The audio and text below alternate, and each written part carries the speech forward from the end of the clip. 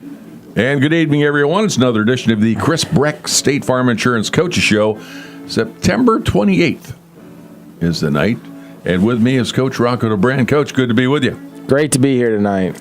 Absolutely. And we're moving on, but might as well look back ever so briefly. Right? I tell you what, Coach, when it's all said and done, nobody's going to ever say Coach Rocco Dobran and the Spartans walked away from a fight. No, for sure. Those guys fought hard. You guys don't skirt past tough opponents. Nobody will ever be able to say that. Yeah. No, about you and this team. Those kids work hard, and it was, obviously a very good team.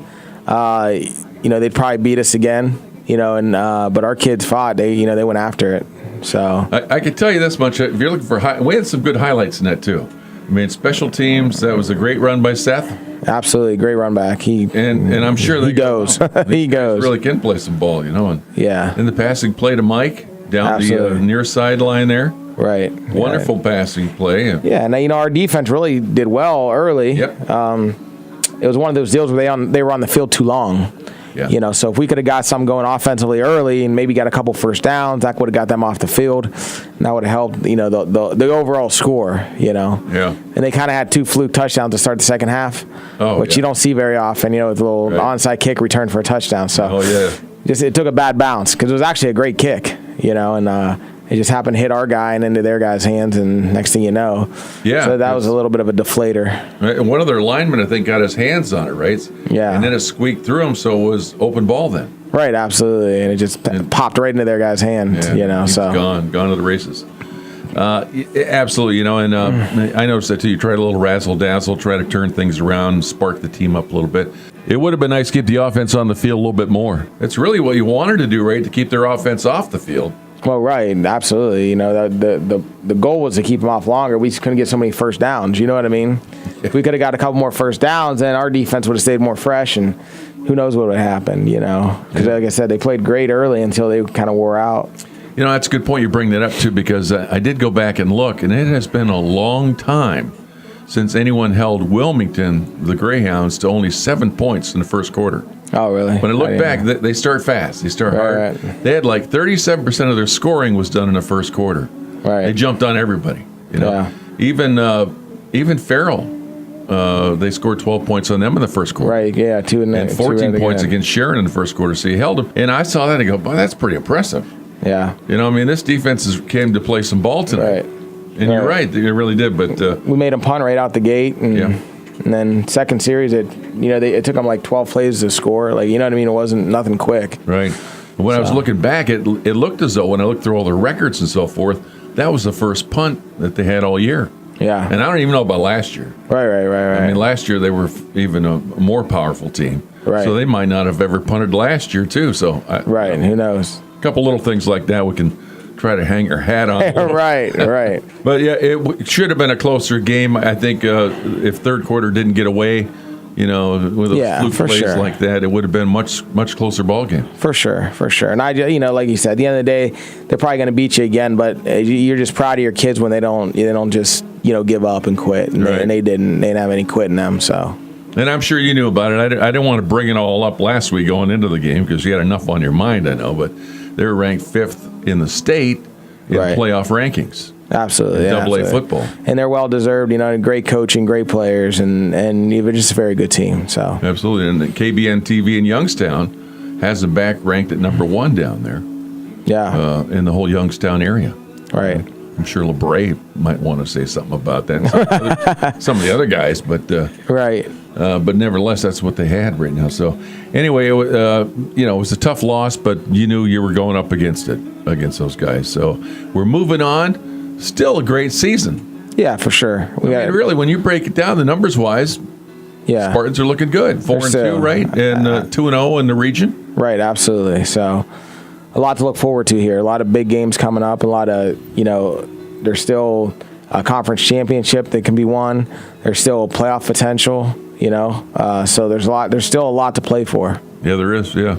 So it's coming into the game here tonight against Seneca.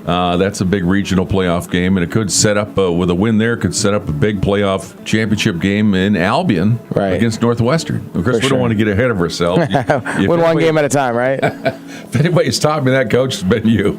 Because I don't want to think all the way down the road into whatever. So anyway, it makes it kind of interesting. But Seneca looks like they like to run the ball. They got a few seniors on there that are talented. That Schaefer, number 15, the quarterback, does a lot of stuff. Yeah, he's a very good runner. So you can see that he's the guy they want to get, keep the ball, I guess. You know what I mean? Hand off enough and then let him keep it. And he's had some very big runs against Northwestern last week against Lakeview. So, he's a guy, I think he's 6'3", so he's a big kid. So he's a guy to keep your eye on for sure. Right. And then he's most tackles, I think, too, on the defense. Yeah, he plays safety, and, he's not afraid to get his nose in there. Yeah. He's just one of those kids, we see him as safety, but then he's down in the box, trying to make tackles and that kind of stuff. So sure.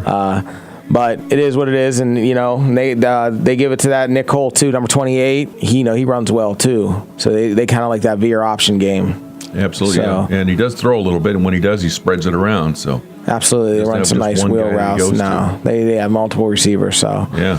Yep. Talking about offensive strategies, one more thing about Wilmington. What was that offensive strategy? They had a tailback behind him, two guys off of the tackles on the outside there, kind of angled facing the center. What do you call that? Yeah, I mean, it's just like an old school wing tee, but instead of keeping that back in the backfield, they got a double wing, and then they're motioning to that wing tee set. So it's just kind of the old school wing tee, and they ran a little veer off it, but most of their stuff was just trap, power sweep, buck sweep, so, the same old wing tee stuff, but they just ran it so well, you know what I mean? And kind of a little different alignment too, right? The way they had it set up. Yeah. Even when they motion, they kind of get to that. Right. You know what I mean? So it's just when they have the two wings, they're telling you which way we're going to go, and they kind of want to throw you off there. And they're very good at reading our defense. Hey, where were the numbers weak? And then they're going to get as many numbers as they can to that side by pulling a bunch of guys. Right. So it's a good game plan on their end. Back to Seneca, though, like you said, they try to do several different things. They've had a rough year this year, too, as well. Looking back,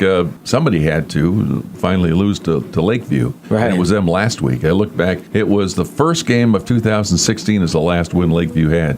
Yeah. So August 26th, I think it was, against Mercer. Very close game there. Last close game. It was a good one to watch on film, because they kind of battled back and forth. And Lakeview played very tough. And Seneca, I think, had a couple better athletes than them, but it was one of them, whatever the way the momentum shifted, that team was on top. And at the end of the game, Lakeview had the momentum.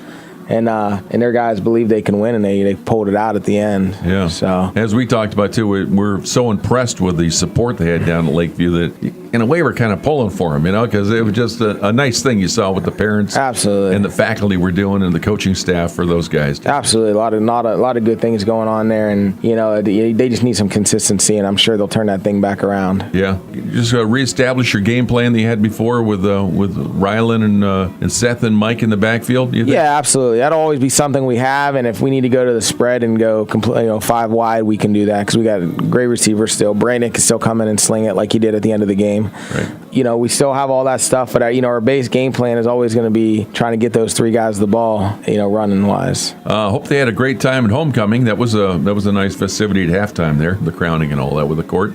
Absolutely. So I'm sure the boys had a good time there. They can put that behind them and get back to some football. And you're in a good position for a regional championship again over here in Region 3. Yeah, I think we are, and I think the kids are excited about that. Nothing really deflated them too much. They're looking forward. Let's get this game and just keep going. Yeah, so. And we didn't even mention Sharpsville yet.